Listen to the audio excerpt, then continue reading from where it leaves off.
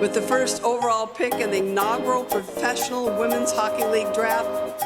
Playing in a professional league for the first time in our life, and I think that says it all. They're big, they're strong, and they deserve to play hockey the way they are right now. They were just told moments ago that they have set a world record for attendance for a professional women's hockey game. She's coming in close, she's looking around, she shoots, she scores!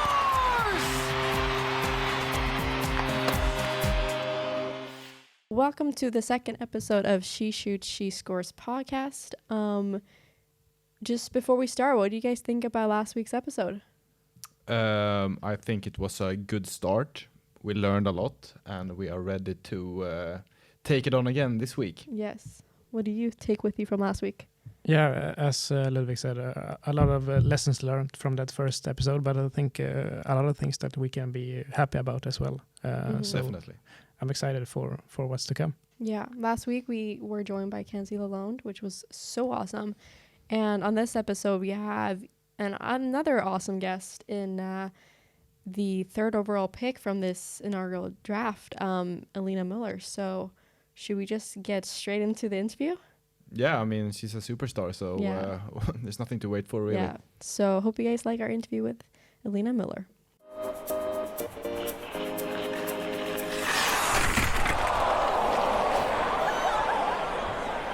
We're happy to have Boston's top player, the 5-time Patty Kazmaier nominee for the best college player, the 3-time Swiss Ice Hockey Woman of the Year, the youngest player in Olympic history to win a medal, and the third overall pick in the inaugural PWHL draft. Alina Müller, welcome to She Shoots, She Scores podcast. Welcome. Thank you for having me. How was that introduction, do you think? Yeah, pretty good. I don't hear that a lot, so sometimes nice to hear. Yeah, just Thank you. a small reminder. What are you doing right now? I'm in Boston. Yeah, we just got back from practice. A regular day. We were just on the road yesterday in Minnesota. Played a game and won, and got back last night and had an easy day this morning. So I just got back to my room. Yeah. Well, before we start, I'm just so curious. I really like the sponsored walk-ins to all the games. Like, what's that like? What's your thoughts on it? Yeah, I think it's good for us since we are all wearing a cage on the ice and people don't really get to see our faces or get to know us. Aside from being on the ice, so I think it's good for the fans and the people following us to see, what we look like off the ice. And some players really take a lot of pride in it and try to go all out. Try to go fancy. I don't mind it. I like to dress nicely, but I'm not the best dressed. Are you more of a suit person or more casual, or how do you like to mix it up? It's pretty cool that nowadays you can wear a lot of casual stuff and sneakers, but still make it look business casually. So I think something in between. Yeah, that's good. Always stay in between, you know? Yeah. So, you want to keep on? Yeah, I would just, start. Like we mentioned, you've done a lot in your career so far, and you're still really young. How would you describe your career so far? Very steep upwards. I'm very thankful and lucky so far with how it has been going. I grew up in Switzerland playing with boys. There was no women's hockey really around. So I just, played with boys, and I realized, or people realized pretty soon, that I'm pretty talented, and so I just kept going. I always had a lot of fun playing, and then, university, NCAA hockey got brought to my attention. And I for the first time realized that women can also be treated very professionally and can have the same standard as the guys. And NCAA hockey is so awesome. And at the same time, going to school, get a degree, it was just perfect. So I definitely wanted to make that step to go overseas. And since then I stayed here. The way they carry hockey here is pretty amazing, and being a part of it, and now with this new league. Yeah, if somebody told me that my first job out of college would be a professional hockey player, I definitely wouldn't have believed it. So I'm just very happy. Try to earn it every day, and yeah, be thankful for everybody that brought me here. Has the pathway in Switzerland improved at all since you came up through the ranks? Yeah, it's slowly getting better for sure.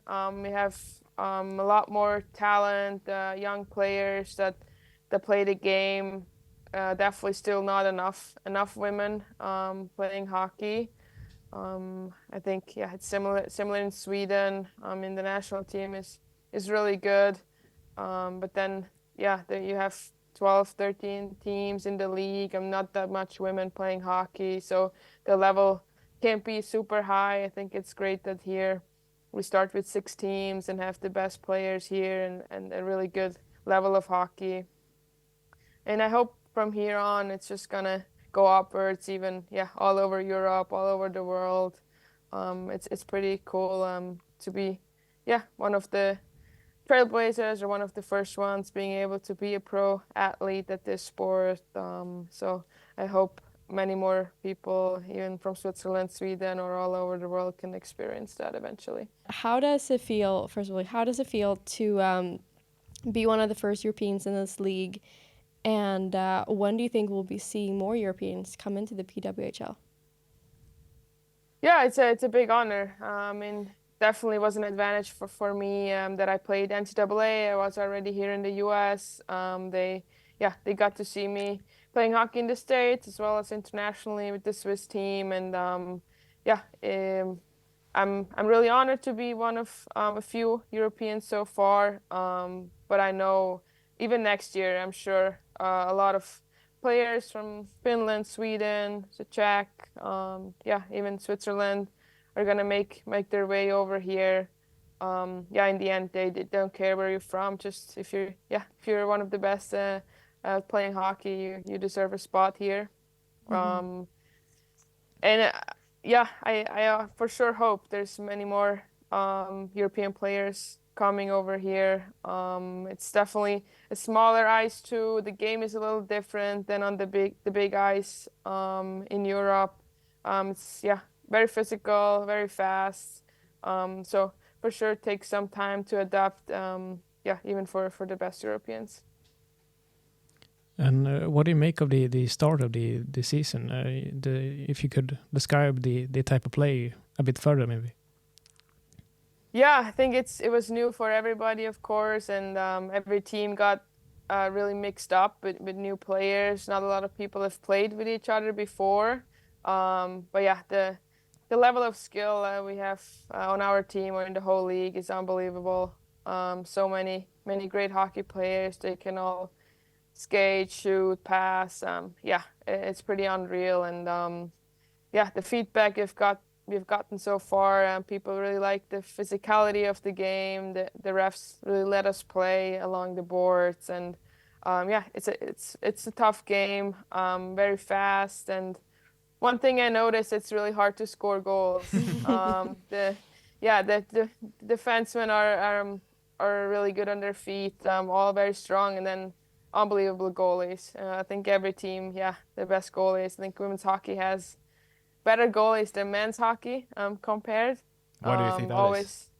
Yeah, always had even on our national team always, or anywhere in the world, the goalies in women's hockey are really strong. So it has been really hard to score goals, I think, for everybody. It's cool. It's a big challenge, and our team so far is doing pretty good. Are you surprised by how the game is played now? You mentioned the physicality, but also the goal scoring. Are you surprised by how difficult it actually is to face the best women in the world each night? I wouldn't say I'm surprised. It's pretty much just, it's really cool that it's actually happening. I mean, we were hoping it's gonna look like that. But there was never a time where, the best players would face each other. Except if you play on the national team, maybe USA against Canada, but they know each other so well. So now you just get everybody mixed and have like the best player at each position, with different qualities, and it's not a surprise to me, but it's just really cool that it all came together like that from the start.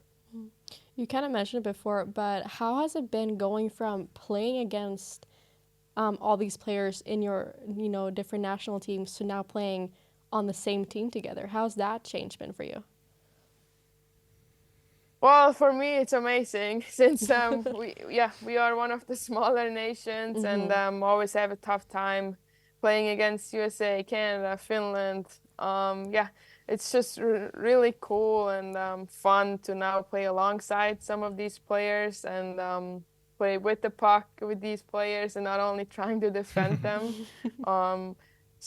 Unbelievable. Just seeing what they do every day, how they treat their body, what works for them, the skills they do daily. I think every team does it differently, every nation does it differently. So just getting that mix and see what other nations have done, other players have done, is really cool to learn from and see. What have you learned most with playing with these other athletes now during the last 6 months, or like for as long as you've been? I would say just the competitiveness super high, like in whatever they do. I would say I am a really competitive player, but on other teams who were always around some players that weren't as competitive, and now all the 25 players hate to lose. Every battle matters in practice everywhere. I think just that mindset, just having that mindset every day, you can see how much better everybody, or how much we improve, even as a team, week by week, by just the physicality and competitiveness in practice. Yeah, I'm a bit curious. If you go back to when the whole PWHL started, because you signed with Boston before the PWHL started, right? Yes, there was the PHF and the PWHPA. Yeah, and then your contract got terminated because of so the PWHL could start, right? Exactly. So basically, the PWHPA bought the PHF. Yeah. So the PHF got dissolved, and all the contracts got terminated or voided. Definitely. What was that like? Yeah, it was a crazy time. I was lucky that I was finishing up college. So I was still in school during that time, and Boston Pro with the PHF with Boston Pride. But I always said I only believe it once I stand on the ice with them, once I have the money in my bank account, just stuff like that. We know it from women's hockey that, it's tough to plan ahead or to believe everything everybody says. Unfortunately, we have had enough moments where we got disappointed or people didn't do what they actually said they were gonna do. So I was, looking forward. I was like, okay, if it's not going to happen, I can always go home. I have my parents supporting me. I can always go back to Switzerland, play there, or even make my way to Sweden. So I was like, okay, if it works out, great. If not, I'm lucky I have a backup plan. And then all of a sudden we heard, the news. We were actually on a Zoom call, like everybody that had a contract with the PHF. Hopped on a Zoom call one evening, and we heard the great news that there is going to be one league with the best players. Not many details. We didn't know if there's going to be a draft, like how it's going to work with players. In the both leagues, players in college, just there was a lot of uncertainty. Last summer for sure. I was lucky I had an agent doing a great job with me, having like the conversations, and I didn't really have to worry about anything. Um, yeah, and then I mean I was super excited for sure. For some players it was tough. They had a contract with one of the leagues, but now the team's going back to 6 teams only. So half the players that had a contract before were not gonna get one. So yeah, it was definitely some friends went through tough times, and I feel yeah really sorry for them. But that's what everybody wanted, one league. It's gonna be yeah the best thing that could have happened to women's hockey. And you've been in Boston for so long. Were you worried that you would go somewhere else? Yeah, for sure. I had no idea if I can stay in Boston. The team, yeah, the GM Danielle Marmer, she reached out to me pretty early on, saying they were really interested, but they have to wait for the draft lottery and see like at what place they will be able to select player. So yeah, I was really lucky that Boston was number 3. Yeah. Um, yeah, I also have heard from other teams that they wanted me to. Yeah, it was a very exciting day for sure at the draft. Yeah, I had no idea really where I'm gonna end up. But that was just even better than I could have ever imagined to be back in Boston. Yeah, just being around people I already knew, and yeah, I love this city. I feel home here, and it's a great sports city. So even cooler that I could stay here. But I think all the other markets, other 5 markets, are doing great too. So people are happy anywhere they are. So, what do you do when you're not at the rink in Boston? What do you do in your spare time? We try to cook a lot. I have a roommate here. She's on the team too. Kami Kronish. Yeah, we try to relax. It's tough. We travel a lot. It's definitely a new life for all of us. Yeah, yeah, taking flights, playing 3-4 times a week. Yeah, it's super fun. Basically, when we're home, we try to relax, cook, hang out together, watch some NHL, watch hockey. Yeah, not much. Yeah, that's good. Yeah. And where in Boston are you staying?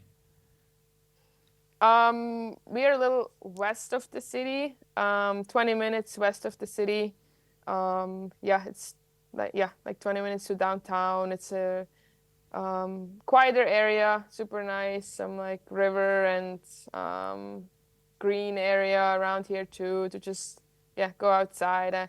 I'm still European in that way to not take the car everywhere. That's I nice. think the Americans just they take the car for like even a 5-minute walk, and I still hope I can keep my European flair to take the bike or just walk around, and it's cool in that area here we can do that. Because I mean, there's been a lot of talk before the season that the team that is going to be the most successful are the teams that will be like find the chemistry fast. Like, are you all guys living together, or how do you do to really find that proper team feeling? I think a bunch are living together. There's a couple, maybe one house is 4 players, and then another one 2 or 3, and a couple more 2 or 3, and then some live alone. So it's mostly at the rink. I mean, we see each other every day, and at the rink, and then we do stuff sometimes in the evening together. Hang out at somebody's room, watch the other women's games or something else, and we're on the road a lot. So on the bus or at the airport, we spend a lot of time together, get to know each other. We have a really great team, great people. They're all super fun to be around, and super comfortable to be around. So far, we're just still trying to get to know each other. build chemistry in the lines on the ice. But yeah, as you said, also building chemistry off the ice and feel like a family. Yeah, you kind of mentioned before, but you said it's been a big lifestyle change now coming into a professional league. How has that been for you? Yeah, I always did something else than hockey, besides hockey. Always went to school, and I always enjoyed going to school. Yeah, I enjoyed studying, learning new stuff. But yeah, it's also really nice to not worry about anything else right now than playing hockey. I'm really enjoying it. The transition has honestly been super smooth. I didn't know if I was gonna miss going to school or miss doing something else. But yeah, no, so far, yeah, I just love to go to the rink, see the girls play hockey, and then actually have time to recover and sleep well, and not having to sit down and study afterwards. It's it's super nice, and I'm enjoying it. I really didn't know how much I'm gonna miss going to school or doing something, but right now I'm fully committed to hockey, and I love it. And a lot of experts held you as one of the favorites going into this inaugural season. Did you agree with that predictions, or are those fair expectations, do you think? I mean, yeah, I feel honored. It's nice that people are talking about me. I think, I like to have that pressure. I like and yeah, people want to watch me, want to see something from me. Um, yeah, but otherwise, I lean on my teammates. It's 5 players out there. Nobody, especially in this league, can do it alone. So I just try to have fun with my teammates, and I know if I have fun, my plays are gonna be good anyway. So far, yeah, it's going okay. I think, yeah, as I said before, I wish I can score a little more. That's my job as a forward for sure. But otherwise, yeah, it's going well. I'm doing the right things on the ice. I feel good. I can play the way I hoped I will be playing. But yeah, as I said, alongside all these great players, it's pretty easy to look good. And will we see Boston in the playoffs this season? Hopefully, yes. Yeah, the standings are really close. This season is really short, so every game matters, every point matters, and with the 3-point system, it obviously, sometimes it looks like you're last, and then you win 2 games, and you're all of a sudden in first place again. So yeah, again, every night matters. So we're not trying to look too much on the standings or the points or anything. As long as we win games, we're in good shape. So we just try to keep winning. But I know everybody else wants to. So it's a really competitive league, and it's awesome. And we just reached the halftime mark of the season. How would you summarize? How it's been for you in Boston, the whole team.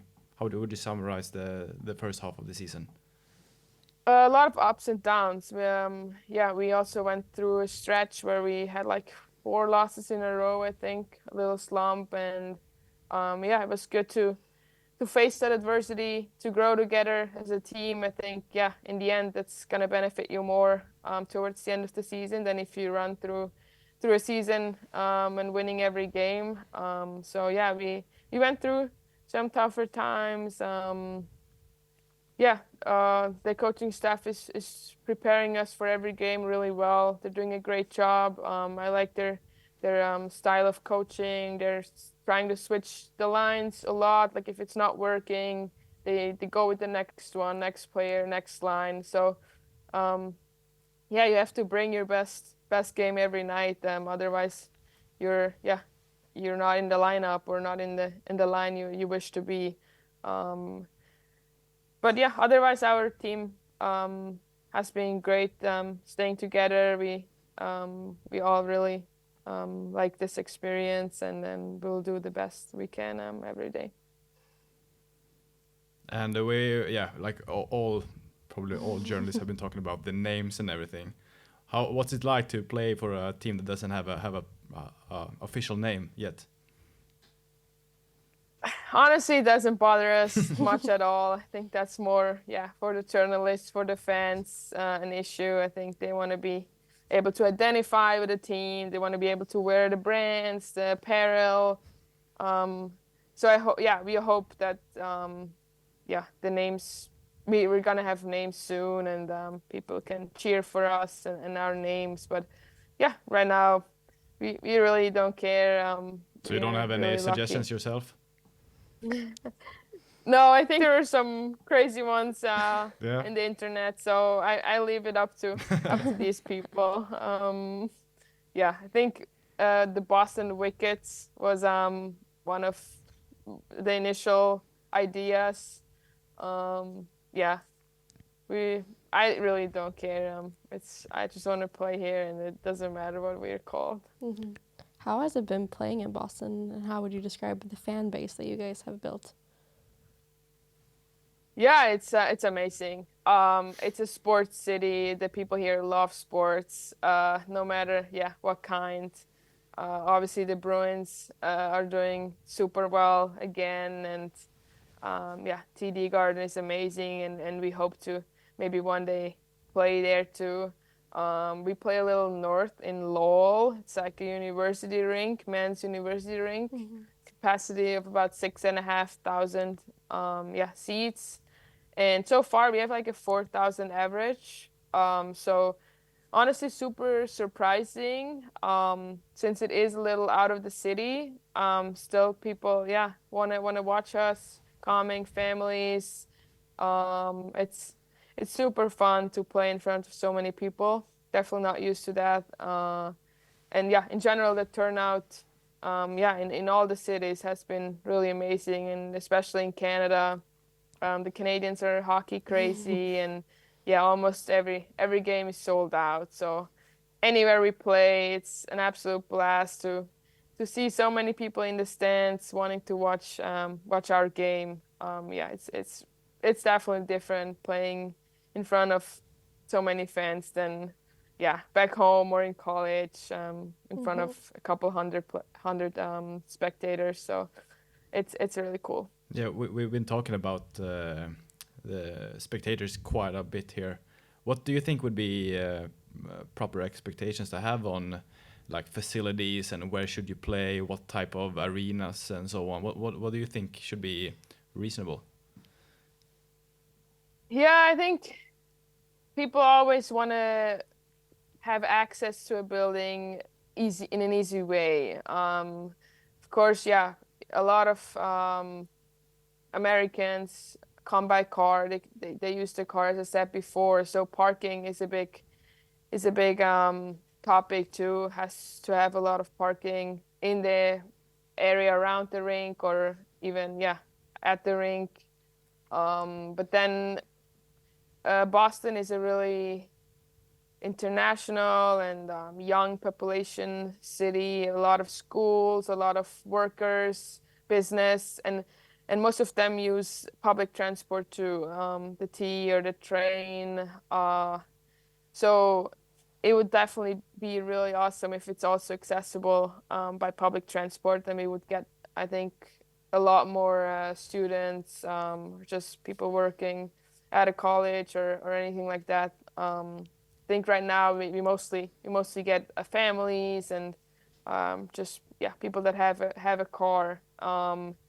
So we hope to play somewhere closer to the city soon, because if you see the other markets like Ottawa, Montreal, they play right by the city, and they have sold out crowds almost every night. Same with Toronto, it's right downtown. Minnesota with the NHL Stadium XL Energy Center. We just played there 2 days ago, and 10,000 people. It was unbelievable. Great stadium. I think if you can fill an NHL stadium, why not? But I think in the most markets, something around 7,000-8,000 would be perfect. Yeah. And I understand you love that you can keep your focus on purely the hockey side. So I almost want to apologize in advance, but we're making you talk about attendance numbers and such. What do you make of the fact that not only do you have to be a professional athlete and obviously very skilled at that, but a lot of female athletes are expected to be advocates of their sport and have to take so much into consideration? Yes, I think I'm still pretty young, just got out of college, so I can still hide a little bit from that role, but I'm definitely aware that we have a lot of power. We have a voice we can use, and I mean, yeah, social media, internet platform grows every year, and it's just part of sports now that yeah, you share your daily life with the fans, with the people that love the sport. Yeah, so it's part of it. I think it's something we all have to learn, and yeah, sometimes not easy to operate and know what to do. But again, it's cool that we are not individual athletes. We have a whole team behind us. We have players from all ages. So yeah, I try to learn from them. I mean, we have our captain Hillary Knight. She's the icon, the goat of USA hockey, and she has a big responsibility. She gets recognized everywhere and she goes. And yeah, you need to be careful what you do, what you say, how you act, who you represent. But we're aware of it, and it's super cool. And I think if we can somehow positively impact anybody in this world or any kind of movement, we will do if we can do that. But yeah, it's also cool that right now we can just play hockey and know that people like what we do on the ice. Yeah. Do you find any enjoyment in that at all? What do you think of that type of questions? Yeah.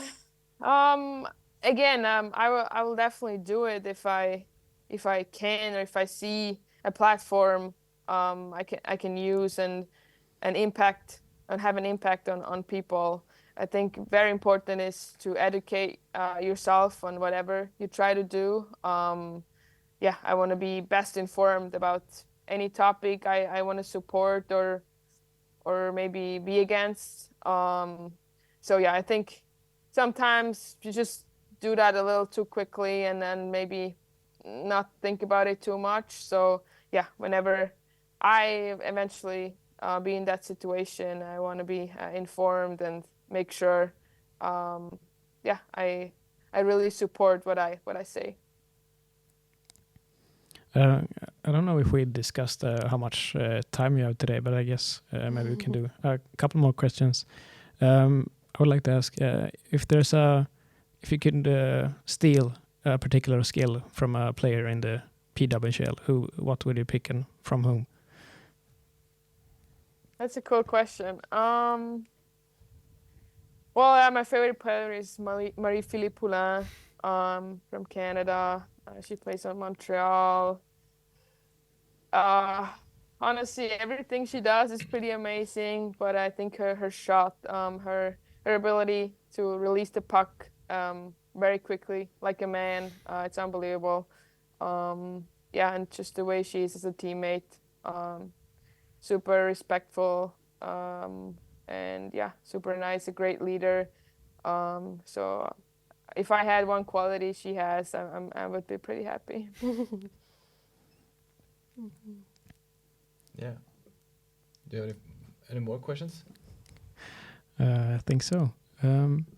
But aside from Poulin, is there any other opponent that you find especially tough to play against? You mentioned how strong the defenders are in this league. Yeah, Renata Fast, somebody that pops into my mind. She plays for Toronto. Probably the defensemen out there besides Megan Keller. She's on our team. She's very tall, moves around well. Yeah, unbelievable player. But I think, yeah, the quickness of Renata Fast, yeah, she's super strong and fast, as her name says. But yeah, she's a very hard player to go around or make her get out of position. It's pretty hard. Yeah, and yeah, you just mentioned in the beginning that when the league started that you've been promised a lot of times that it's gonna work now. It's gonna work now. Now, when you played the half season, how do you look at the future with this league? Very promising, yes. And I've talked to a lot of players that have gone through many other leagues, like the older players, like Hillary Knight, and yeah, they think this is the right way to go. Yeah, the right people are at the right positions. Yeah, they take really good care of us and want us to succeed and want women's hockey to succeed. So far, very promising, and we really all believe that it's only gonna go upwards from here. Eventually, gonna expand to more teams, more cities. Yeah, it's gonna be great, and in like 5-10 years, this league is really gonna take off. So I think we're all pretty confident and safe that this league is gonna turn out really well. Mm-hmm. You kind of mentioned it before, but as European, how do you think this league will help women's hockey in Europe? I mean, most importantly, it's just to see that there is something after high school or college or whatever it is. I think that if you're good at the sport, if you're playing, you love it, you're good at it, you can eventually do it as your job. That hasn't been possible before, especially for Europeans. So I think having that in mind will change the mindset of so many young players and will raise the level so much. And then hopefully just the level in general, even internationally, hopefully it's going to elevate people coming here, playing every day at such a high level will make you and everybody around you better. And you don't have to go make phone calls to get into a gym or find ice or anything like that. You can actually, you have everything at one point. You can get better every day, and it's gonna, even show on the international level for sure. Mm-hmm. Yeah, with the attention and the big crowds. I mean, you see in Toronto with all the season tickets being sold even before the season started. You wonder why it hasn't happened sooner. It's kind of obvious that it has been in demand. Yeah, it's a really good question. I think it was a lot about money. With the Mark Walter group stepping in, Billie Jean King stepping in, and basically funding this whole league as a start. I think it just needed somebody like them to get the ball rolling. Because it's super expensive, not only to pay the players, but just the traveling, the daily life of the ice and the food and the staff, and it's unbelievable how much money has to put into such a league, especially in such a big country.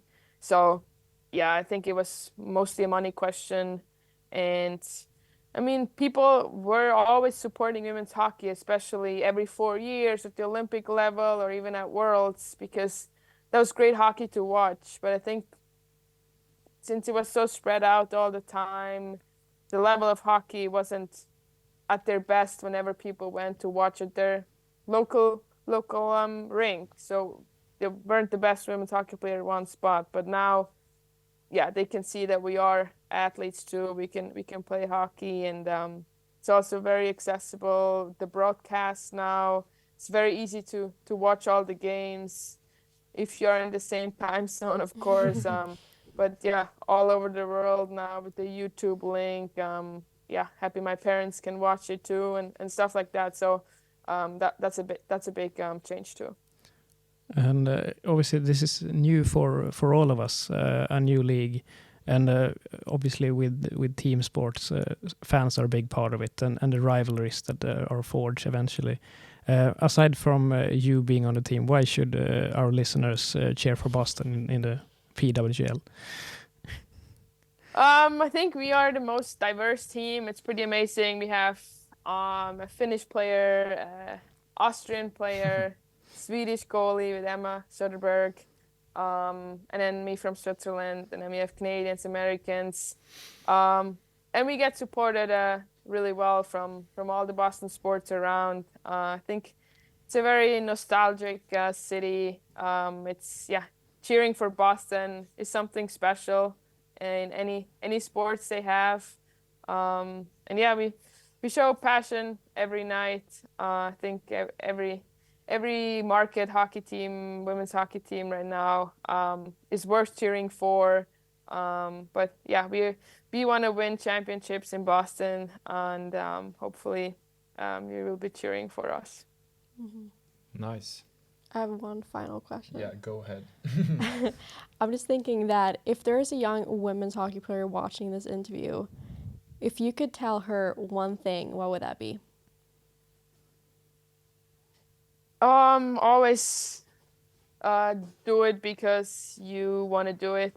My mom once told me if I ever said I don't want to go to the rink today, she would have dropped the whole project, like don't drive us to the rink anymore or don't let us play hockey anymore, because she just did it or sacrificed everything because my brother and I wanted to do it.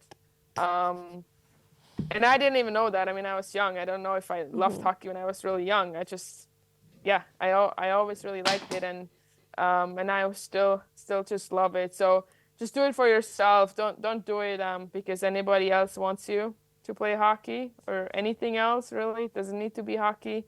So just having that joy and love for the sport or game you play, getting up every day and wanting to do it is the key to be successful and do it long term. Awesome. Well, thank you so much for coming on our podcast. It was a great time talking with you. And thank you so much for having me and giving me this platform. Obviously helps. Yeah. Do you have anything else that you would like to say or anything that we missed out on? No, I think we talked about everything, and I hope I said some good stuff. Yeah, I thought it was really interesting. Yeah, thank you so much, and good luck on the rest of this season. Thank you very much. Take care and have a good night. Yeah, bye. you too. Same to you.